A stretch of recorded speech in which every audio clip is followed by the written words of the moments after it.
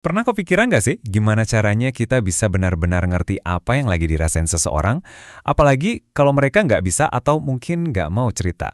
Nah, ini tantangan yang gede banget dan hari ini kita bakal kupas tuntas alat yang dipakai para profesional buat memecahkan teka-teki ini.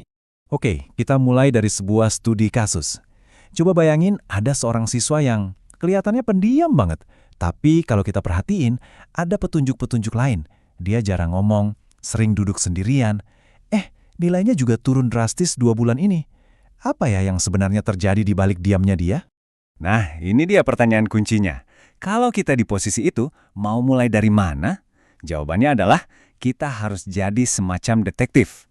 Bukan detektif yang nyari penjahat ya, tapi detektif yang mencari pemahaman, yang mencoba menemukan akar masalah yang tersembunyi di balik semua petunjuk itu.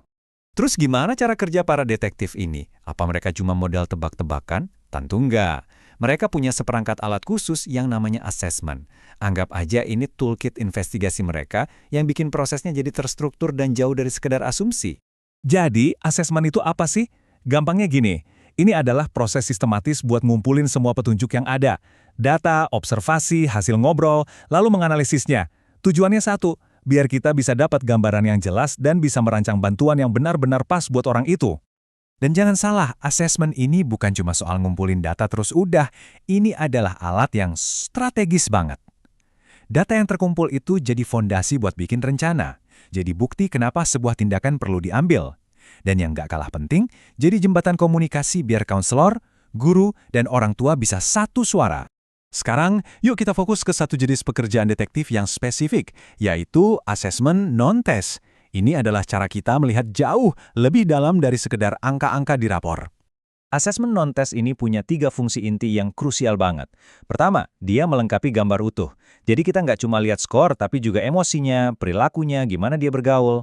Kedua, ini memastikan semua layanan yang diberikan itu berbasis data, bukan kira-kira.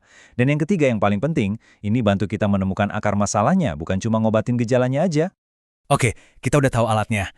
Terus gimana sih alur kerjanya? Gimana seorang konselor bergerak dari sekedar melihat ada masalah, sampai akhirnya punya rencana aksi yang jelas? Prosesnya itu kayak sebuah perjalanan, ada 4 tahap. Kita balik lagi ke kasus siswa pendiam tadi ya. Awalnya ada screening, ini kayak alarm pertama yang bunyi. Terus identifikasi, di sini kita gali lebih dalam buat cari tahu kenapa alarmnya bunyi. Setelah itu, baru deh kita buat perencanaan tindakan yang paling pas. Dan terakhir, evaluasi. Buat ngecek, cara kita ini berhasil nggak ya? Ini siklus yang terus berputar. Nah, bagian terpentingnya kan sekarang. Setelah semua petunjuk terkumpul dan dianalisis, lalu apa? Gimana caranya semua wawasan ini diubah jadi bantuan yang beneran nyata dan bisa dirasakan? Hasil investigasi ini nggak cuma jadi laporan yang disimpan di laci loh, tapi langsung jadi tindakan nyata. Dari data ini, konselor bisa nentuin, oh anak ini butuh sesi konseling 4 mata, atau kayaknya dia lebih cocok ikut kegiatan kelompok biar lebih pede. Jadi setiap tindakan itu ada dasarnya. Sampai di sini, mungkin ada dari kalian yang bertanya-tanya, loh, terus bedanya apa dong sama tes-tes standar yang biasa kita tahu, kayak ujian sekolah atau tes IQ gitu? Bedanya gede banget. Gini deh bayanginnya, asesmen tes itu kayak ujian pilihan ganda.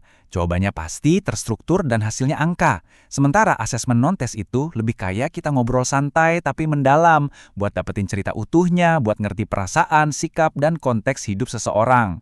Jadi intinya, nggak ada yang lebih baik atau lebih buruk. Pemilihan alatnya itu tergantung banget sama tujuan si detektif. Kalau butuh data objektif soal kemampuan, ya pakai tes. Tapi kalau mau ngerti dunia internal seseorang, memahami ceritanya, asesmen non-tes adalah kuncinya. Oke, setelah kita bahas panjang lebar, sekarang pertanyaannya, kenapa sih semua pendekatan detektif yang penuh empati ini penting banget? Kutipan ini benar-benar jadi intinya. Tujuannya itu untuk mendapatkan pemahaman yang holistik alias menyeluruh dan merencanakan bantuan berdasarkan data. Jadi kita nggak lagi melihat seseorang cuma sebagai siswa yang nilainya jelek, tapi sebagai manusia utuh dengan segala ceritanya. Dan bantuannya pun bukan hasil asumsi, tapi berdasarkan bukti nyata. Dan ini membawa kita ke sebuah pemikiran penutup yang penting buat kita semua renungkan. Mau kita seorang profesional, teman, atau bahkan anggota keluarga, coba pikirin deh, apa risikonya kalau kita berusaha menolong seseorang, tapi tanpa benar-benar paham dulu situasi mereka? Karena kadang, niat baik aja nggak cukup kan? Bantuan yang tulus sekalipun, kalau salah sasaran, bisa jadi malah nggak membantu sama sekali.